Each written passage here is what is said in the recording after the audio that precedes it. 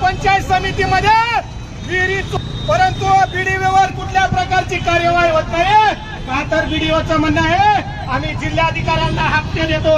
थातूर मातूर कार्यवाही होते, तिथल्या क्लर्कवर कार्यवाही होत नाही, तिथल्या लेखा विभागाच्या अकाउंटंटवर कार्यवाही होत नाही, बीडीओवर कार्यवाही होत नाही, थातूर मातूर रोजगारावर कार्यवाही केली जाते का तर जिल्हाधिकाऱ्यांना मंत्रालयातून आदेश येतात म्हणून थातूर मातूर कार्यवाही केली जाते,